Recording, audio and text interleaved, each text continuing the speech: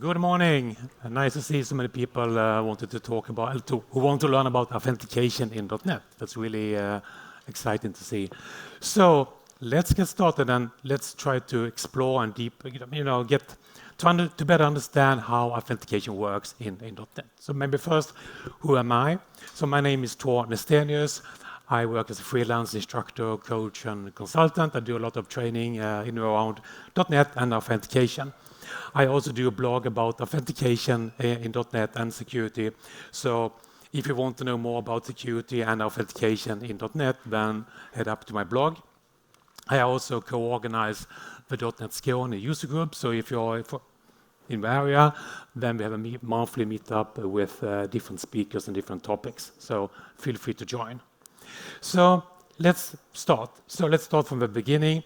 Let's say we have this sample, Hello World application. We want to secure it. And I do have a live demonstration application here. And we will kind of extend it as we go along, adding the different authentication things to this application. But right now it's pretty boring. We have a home page, we have a secure page. We can see details about the current user. And we have a login page that does not work.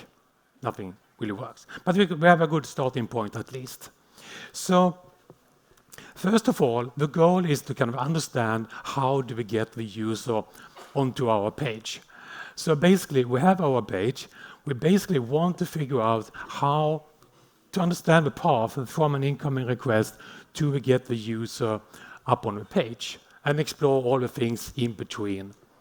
So basically, to get the name of the user, we have a magic user object, and we can ask the identity of that user for the user's name.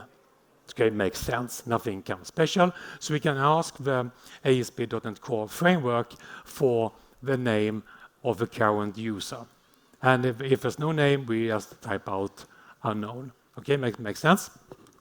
So this page receives somehow a user object. And we see that down in the code down here. There's this user object. And that user object is of a type called ClaimsPrincipal. And the first time I saw that name, ClaimsPrincipal doesn't make any sense. But after a few years, I actually, understand it, and I'm a friend with that kind of type. But the first time I saw the name, made no sense. But maybe the question is then, what is a ClaimsPrincipal? So a ClaimsPrincipal is basically a set of identities, a set of claims identity, basically a list of claims identities. And each identity contains an authentication type, is authenticated, and a set of claims. So in code, that means that the ClaimsPrincipal is basically a list of claims identities. So you can have multiple identities tied to the current user who is accessing your site. And each claims identity is basically a list of claims. And claims are basically facts about the current user. So for each identity, we have an authentication type, we have is authenticated, and a set of claims.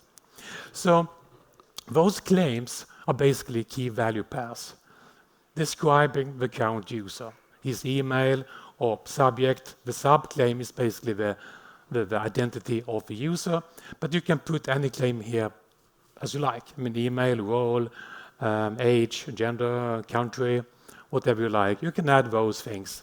I will see that in a bit. So, but the question is then, who creates this ClaimsPrincipal user object? And to understand where it comes from, who sets it, we have to take a deep dive into the kind of internals of ASP.NET Core. So in this case, we have to look at the ASP.NET Core's request pipeline. So what happens internally, when a request arrives from outside, it comes to the casual web server, typically, and then that incoming request is converted into an HTTP context object. And then that object representing the incoming request is then passed through a set of middleware modules. And each module can then inspect, modify, transform the information in that object. Makes sense? And then at the end, it reaches the final destination. In my case, it's the MVC kind of framework. So good. And that one will take that object, find the correct, action method and the view and render it on the page to render the result. And then that result is added to this context object and then passed back through this pipeline back to the web server, and then a response is generated. Does that make sense? And also important for today, feel free to interrupt me, just raise your hand if you have any questions. I really like discussions about these topics. So basically that is how ASP.NET Core works internally under the hood. But in our case, we have a special, typically a dedicated middleware module that is in charge of creating this object. So first of all, when the request comes in, the user is anonymous. We do not know who he is. And then it's up to the authentication middleware module. Its sole purpose is to try to identify who is this user. To somehow, from the incoming request, figure out who is it. And then, if he finds, this is a trusted user, looks good, then the middleware will create this user object and add it to this context object. And then that object is passed along to the other middlewares after the authentication middleware. And in our case, it goes to the MVC framework, and it can look at the user object and see, hey, we have a user, let's display it on the page. Does it make sense? I hope. So right now, that is the core component, and that is what we typically use when we want to figure out who is the user. And that is really the key here. We have one module and who is in charge of doing all of this. Okay, so where does it get all that information from? Well, it depends. It depends how you have configured the authentication middleware. So in many cases, it's a cookie. It looks at the cookies and tries to figure out who is this user. But it can also be an access token. It can be a certificate. It can be something else, or just some custom you have made up yourself. But in our case, we will use the cookie as a source of the user information and identity. So that's good. So in our application, we will go back and just add the authentication middleware to the application.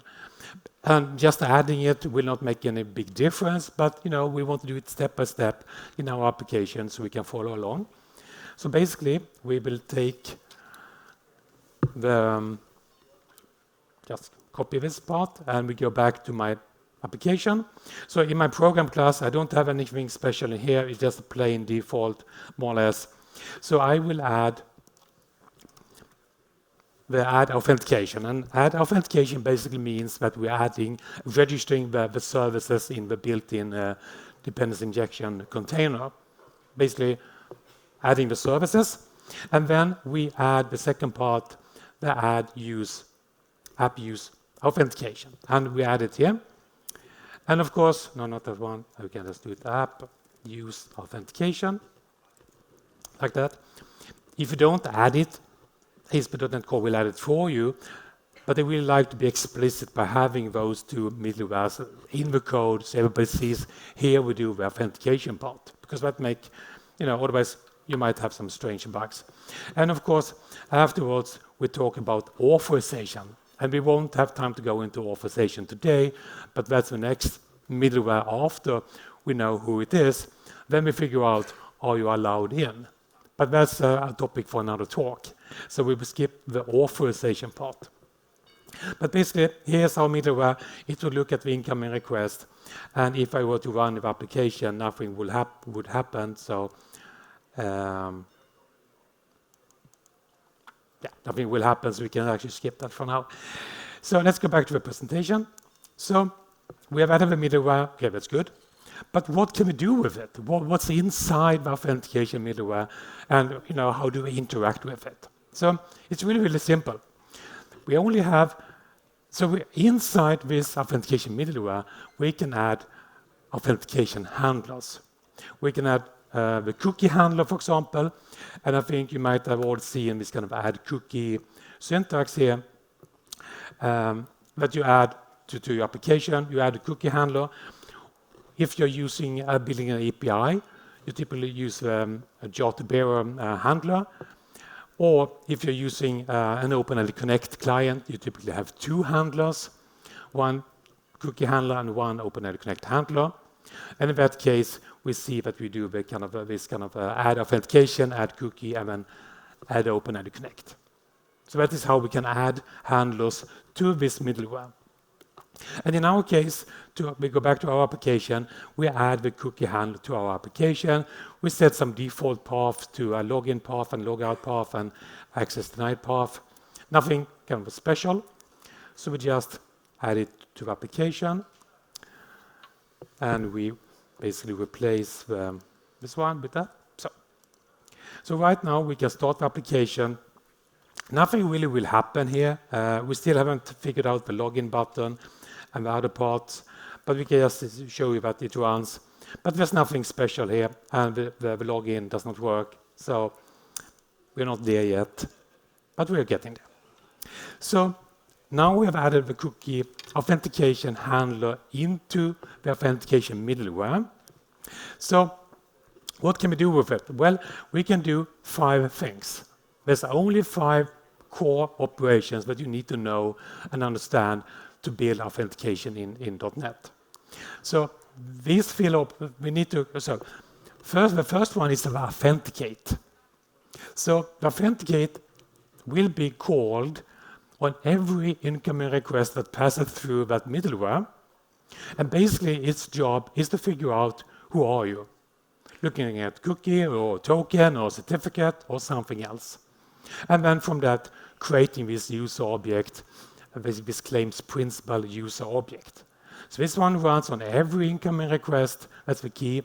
Its only purpose is to figure out how to find the user, and depending on the handler, that is done in a different ways. Okay. Then we have sign in, and that is all about remembering me. And once again, it's up to the handler to decide how to remember the handler, or remember the user. So in the cookie handler's case, we typically set an authentication cookie. That's it. Then we have sign out, and that's of course, the opposite, forget me. And in the cookie handler's case, we just delete the authorization cookie. And then we have forbid. So that one is triggered when we have an incoming request. We know who the user is, but you're not allowed. Hey, you're not allowed in, you don't have the right credentials. So someone else up the pipeline, either the authorization middleware or your page or someone else decides, hey, you're forbidden. And in the cookie handler's case, that means typically that you do a redirect to the access denied page. And then finally, we have a challenge.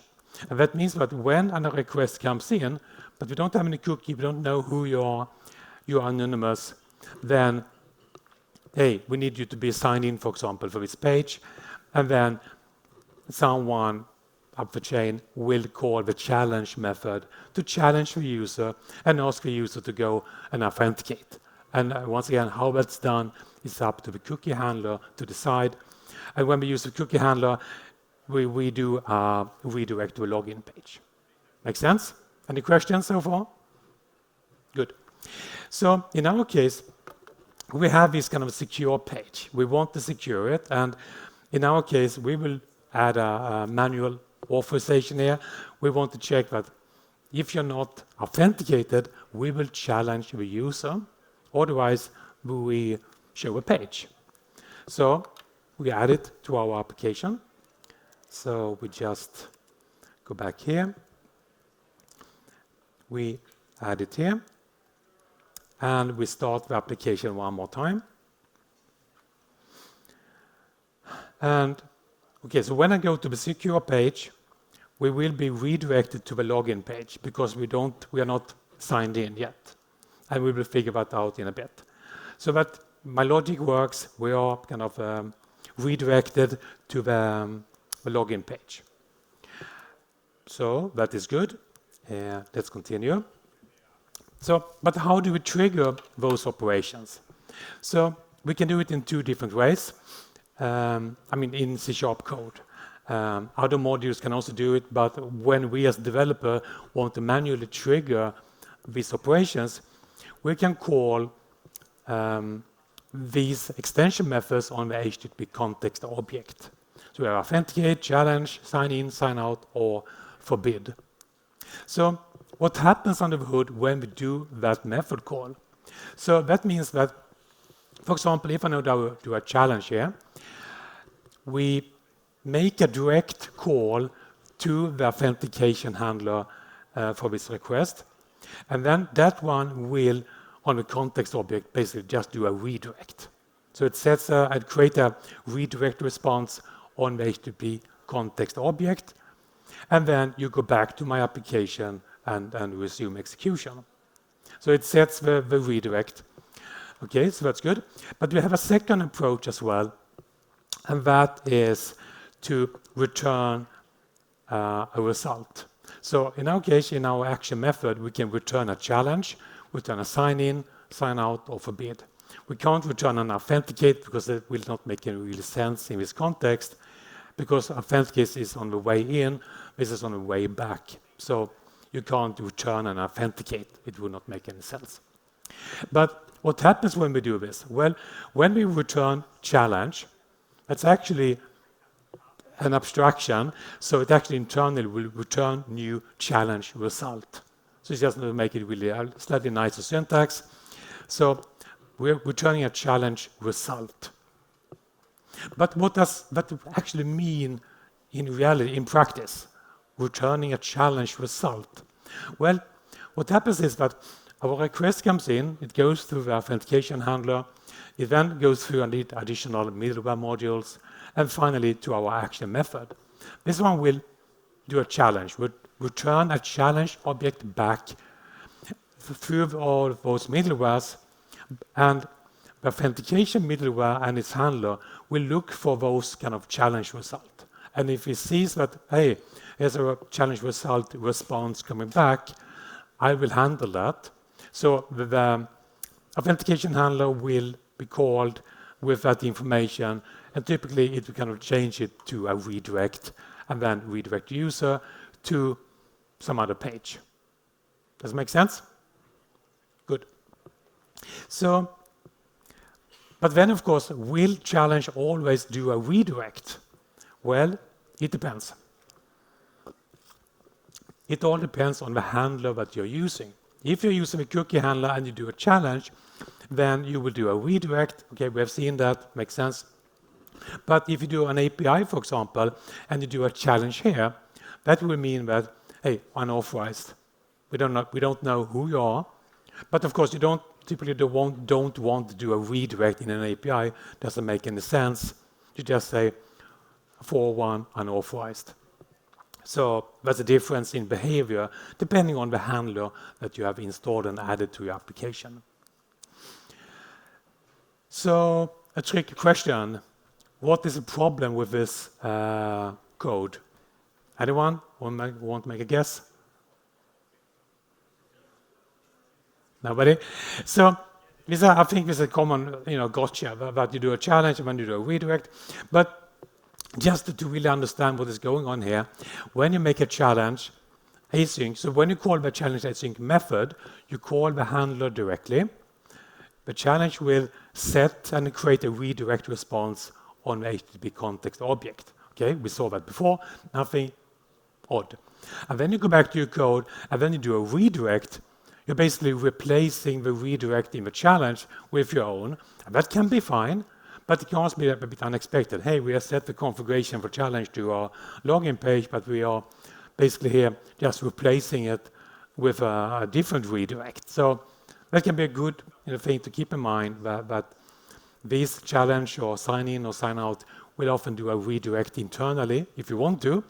And then if you do a return redirect, like in this case, then that means that replacing it, and you can cause some weird bugs or something like that. So that can be good to know. Then The next thing we need to understand is schemes. What is a scheme? So the issue is that if you have multiple handlers in your application, that's totally fine. So you typically use multiple handlers if you're using OpenID Connect. And so that means that, for example, when I do a challenge to my middleware and I have two handlers, then of course the question is which one should handle it? Because I only want one handler to handle the challenge, not both. So we need some way to describe who should handle it, handler 1 or handler 2 in this example. So we can, in the add authentication method, add configuration to control this. We can specify, and there's a few different syntax for doing that, but you specify which should be the default one. So when I do a challenge, the authentication middleware knows who to call for this specific operation. So typically when you do an OpenID Connect, you, as we see in this picture here, we only use the OpenID Connect handler for the challenge part. We want it to redirect to somewhere else, authenticate them and come back. And then the cookie handler will do the authenticate, sign in and sign out, sign in and sign out, and forbid those parts. So they kind of split the kind of the task between those two. So that means that in code, that you define maybe the default challenge, the default authenticate and forbid and sign in. Who should do what? In our case, we say that when someone is challenging us, we use the OpenID Connect handler, otherwise use the cookie. And we can also, as we see here, specify the name of the handlers. And I really think it's good to specify the name as a string, so we know who is doing what, and we have a name for them. So that is really good. So in our case, we would just set the default scheme to cookie, and doesn't really make any kind of sense in this case, because if you just have one, well, there's no any kind of question who should handle it. But we can always be good to be a bit more explicit about in our code, so it's really clear about all the configuration parts. So we just set it here. We don't need to run it again. Nothing will change. So far, so good. So next, of course, we need to sign in the user. So we want from our login page, we do have a very simple login page. And in our code, we have a really empty login action method. And we can add some logic to it. We have a simple login model object as well, username, password, and the return URL.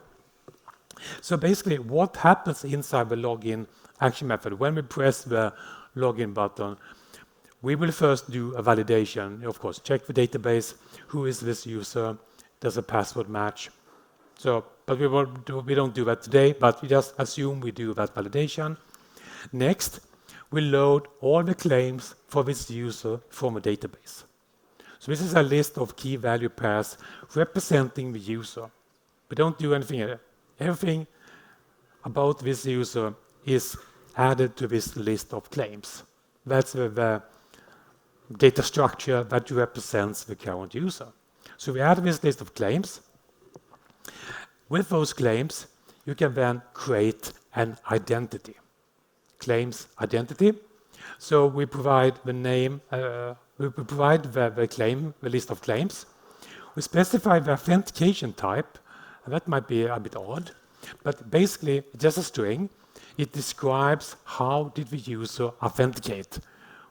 Username, password, certificate, OpenID Connect, or passkey or something else. It's all about figuring out how he did authenticate. But it doesn't really matter exact wording here. It just needs to be a string of something. And in the list you see to the right, there's a list of commonly used authentication types. But basically, if that string is set, then the user is considered to be authenticated. If it's null or empty, you're not authenticated. And then we can define the name of the. So when the name type and role type, that basically means we define among the claims, when I ask for the name of the user, which claim should I look for, And when I ask for the role of a user, what is the name of a role claim? So I specify that as well. So I create my identity, but we need to have a claims principal. So then we take that identity and pass it and create a claims principal based on that identity object. So that means that with that principal, we now have created a user. I can go back here. The principal at the bottom here, that represents the user. It's an object representing the user with all the user's claims and details. Good. We can also create, if we want to, an optional collection called Authentication properties. And that is a separate data structure that allows you to pass additional metadata to the application. It could be like an IP address or some computer name or some keys, and also the redirect URI. And then you call the sign-in async method. And the sign-in async method, you pass this principal object, your optional properties, and also the name of the scheme that should handle it. So the cookie in this case. So now, when we call the sign-in async, we basically take our principal, our properties, send it to the handler, and the handler will sign in the user somehow. So in our code, we would just copy this code, as we just saw. So in my application here, we have an empty, more or less empty login method. I just paste in this code here, same as we had on the screen, so that should not be any kind of different. And now, that means that when I now sign in, I can actually go to my login button here. I can actually put a breakpoint up here just to make it more. So when I click on the login button here, we come in, we validate the user, we trust him. We create the list of claims. So and then we create the identity, and then we pass that identity into the claims principal, and then we call the sign-in method, and optionally we can do a redirect or something to maybe the home page. And that means in our page we see Hello Bob up here. Makes sense? And if I click on Hello Bob in my case, we can see the details about the current user, how he authenticated. He is authenticated. His name is Bob, and the list of claims that I passed in earlier, and also the authentication properties. And it also internally adds a few extra, like when this information expires and when it was issued, for example. So that is awesome. We know who the user is, and we can finally access the secure page. And that is good. So basically, when we can see the details about the user, but of course, we can't sign out. And we will kind of address that in a bit, the sign out problem. So we need to kind of look at also what happens when we call sign-in async internally inside the cookie handler. So internally, what happens is that we take the claims principal, we take the authentication properties, and we put those things in a new kind of container called the authentication ticket. And the authentication ticket is basically a container that contains the principal, the authentication properties, and the name of the scheme. So those three components are then packed together in an authentication ticket. That ticket is then encrypted using the data protection API internally in .NET. And then we typically set the cookie and optionally do a redirect. So that is what happens inside the cookie handler when you do a sign-in. Makes sense? But then, of course, you might wonder, okay, so when I do a sign-in, we set this cookie. So we do a set cookie response header back to the browser. It's named ASP.NET Core cookie. There's some cookie data and some other kind of attributes on the cookie to secure it. But what's inside it? I think that's really key to understand what is inside this cookie. But this cookie is actually encrypted, so we can't kind of decrypt it. But there's a really nice thing what we can do. We can actually add or replace the built-in default encryption with my own really secure encryption logic. And this one is really secure, quantum safe and everything. So basically, when we protect the data, we're returning it back. And when we unprotect it, we just kind of pass it through. So make it really transparent. So let's add this to the code. So we stop the application. We just add it at the bottom here. And it implements the kind of iData protector interface. And it's kind of set by default to be really secure. But in our case, we just want it to be our kind of custom one. So we go up to the cookie handler and provide our own protector instead. So when we do that, we can start our application. We do our sign in. We can also remove at breakpoint and continue. We are signed in as usual. Nothing has changed. And of course, it sets a cookie in my browser. So if I zoom in here, we do have a cookie, ASP.NET Core cookie. That's good. But still, it's just a basic random string. So if I were to look at it, there's a string. Really boring. But in this case, this string is base 64 encoded. So we can just base 64 decode it by pasting it into some website for decoding this cookie. And when we decode it, of course, let's go back again. Decode it, and we see the following result. So this case, we're not using JSON, we're using some binary serialization format to keep the size down. But we can see some clues about what is actually inside this cookie. And I think that is really a key thing to really understand. Inside this cookie is your entire identity about the specific user. And of course, if you lose that cookie, it's game over, of course. And we'll look more about that later on. So just seeing this information makes, you really kind of make it click, how does this actually work? Any questions? Let me know. So that is what is going on inside that cookie. So you can actually look inside and see what is actually stored inside it. So next we need to kind of figure out sign out.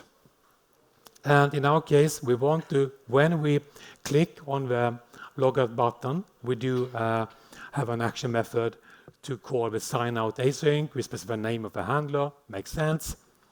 And that means that we'll call the sign out method on the authentication handler, makes totally sense. And it will delete the cookie in the browser. And to delete the cookie in the browser, you just set it one more time, but with an expired time in the past. So we set the expire date to 1970, and that instructs the browser to delete the authentication cookie. So that's good.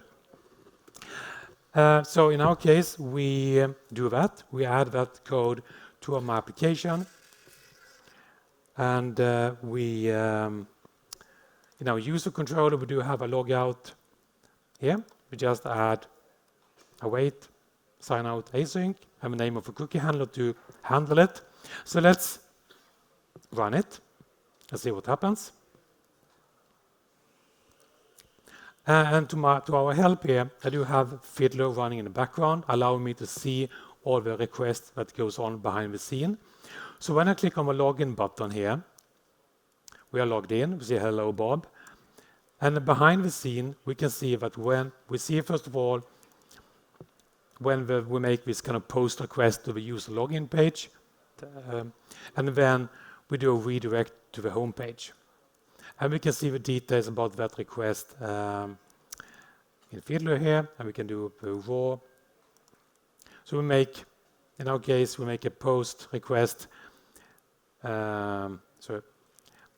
make a post request to the user login endpoint, and in the body of that request, we see the details about the form data of Bob, and the password is Bob. And we see as a response, we get a redirect to the home page. And just zoom in. So we see a 302 found, and we have a location header specifying that you should go here instead to the home page. And also, we should see that it sets a cookie. So at the bottom here, we see set cookie ASP.NET Core cookie. So that makes sense. And later, when I do a logout, click this one. I go back here. So we go to the logout button. We do a post to the logout endpoint. And as a response, I'm just going to zoom in a little bit.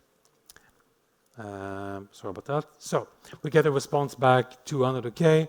We set a cookie one more time, but this time the expire date is 1970, deleting the cookie in the browser. Awesome. But we also see one small problem here, because so I reload the page. I log in first. Works nice. When I do log out, I get a blank page. That's odd. We go to, user logout, but it's blank. And we see in my code, if I go to my program class, I did specify logout path, logged out. Doesn't work. That's odd. Let's try to figure out why that does not work. So right now, we have specified in my application, logout path should be user/logged out. That means I want the user to be redirected to that page when I sign out. Makes totally sense, right? But no. This is Microsoft. This is not how we do it. So when I do sign out async in this case, we just get back a 200 OK. There's no redirect. That's odd. Why does the redirect not work? So we Google Stack Overflow. We see that some people are using something called the as you see down here, the return URL. You can specify where to be redirected after sign out. So we go and add that to our application to see if that helps. So in my case, I just copy this entire URL. I go to I have a login partial view here. I just replace this logout button with this one instead, like that. So we pass in a query string with the return URL because we read somewhere on Stack Overflow that is what we should do. So we try that. We run it one more time and see what happens. We do login, click on logout, does not work. But this time we do see the return URL in the address bar. So it's there, but it's not working. So this is really, really odd. Why does this not work? So that is really, really weird. We have set the logout path. We want to go here. We also added it up here. But still it's stubborn. It does not want to respect that. It still goes to the 200 OK. That's weird. So the solution here is to understand what logged out path really, really mean. Does not mean please go here when you want to sign out. Instead, that one is used as a security measure. So the cookie handler will use this return URL in the query string only if this path and the path of the logout page matches the expected logout path coded here. So if those two match, then it will trust the URL in the query string. So basically, we need to change in our code the logout path to be the URL to my logout page, not where I want to go after sign out. So if I do that small change to my application,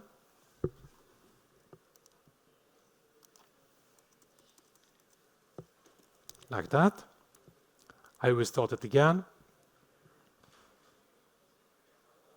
then we will see that when we log in here and then log out, we are redirected to the logged out page. Awesome, it works now. So that's a small gotcha to really understand what does it do. And there are a few different optional ways to do a redirect after sign out. You can set it in through authentication properties, and that will kind of override what you have in the query string. So that's one option. You can also, of course, always do a redirect after you call the sign out async method. It's totally fine. It's up to you. But the question here now, when we sign out, are we really signed out? Or is it just an illusion? So the problem here is that what if a hacker steals my cookie and I sign out? Can a hacker still use it? Let's figure it out. So in my case, we log in as a user in Chrome. All is good. I can launch Firefox. I can put them side by side here. I go to the same page. I should be, so we see that on, I should do it like this, maybe more easier to see. So I just move those windows. Let's go to, like that. So we have Chrome at the top. We are logged in here as Bob. We see that. I copy the address to my Firefox. We're not logged in. That is okay. Good. But I can actually go to Chrome, and I can actually go here to the cookies and copy that cookie. So if I just copy that cookie to Firefox, so I can add the plus button to add my own cookie. I copy the name, and then I copy the value of the cookie to Firefox. And now I just reload the page in Firefox. I'm logged in. Okay, so just by stealing the cookie, the hacker can resume execution as you. And now, the scary part is that if you now try to log out in Chrome, you're logged out here, you're anonymous, all is good. The hacker is still logged in. And you can't stop him until that cookie expires. So that is a security problem, I think, that you think you are logged out, but if your cookies are stolen, it can still continue. And how to solve that is a bit beyond the scope of today's talk. But if you go to my blog, I do have a blog post talking about how you do that. It's not really hard. And it also brings another set of security practices.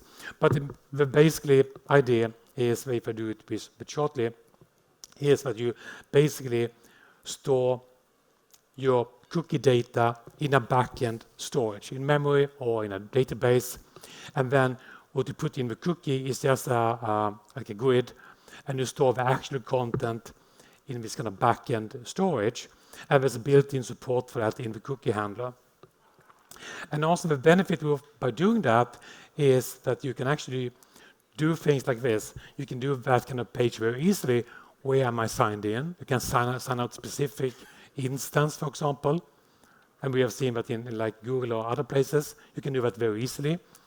And you can also do emergency sign out of everybody. You know, if you're under attack, you can actually delete all the session in that backend storage, and nobody can use the site. So I think it's really, really good security measure if you want to improve your security posture and your attack surface. Another interesting thing is what happens if, so we saw that inside of this cookie, as we saw in this code here, that cookie contains everything about the current user. But then the fun, interesting kind of question is, what happens if you have a lot of user data? You might have that, you know, all the different things. So let's try to see what happens. So let's go back to my application. And we go to the user controller here. We will do the sign in. We just add a really, really long claim here, 10,000 character long. And now if we log in again, it will work, of course. Totally, I mean, it will work. And if I go to my user information, we see that we have a really, really long claim here, really, really big. But the interesting thing is what happens with my cookies. And the thing is that I'm just going to resize this a little bit to make it more easy to see. So the thing is with cookies is that ASP.NET, so there's a maximum limit of a cookie, how big it can be. So about 4 kilobytes. That's the recommendation of a cookie size. But in our case, our cookie is bigger than 4 kilobytes due to all the data inside this ClaimsPrincipal object. So it breaks it up into multiple cookies, and this is all done by .NET for you, so you don't have to do anything. It's really, really transparent. But it also adds, some overhead, because all of those cookies, all that data needs to be sent in every request to your backend from a browser. So if you're on a mobile and you have, 100 kilobytes of cookie data, then that might be a problem. So you want to have small cookies, and that is also what my blog post that you find on my blog talks about. And the title is, of course, improving your security by putting your cookies on a diet. It solves a lot of problems, both performance-wise and security-wise, so that can be a good thing to do. So that's that. So to summarize this talk, we have seen that we inside the request pipeline, we have the authentication middleware.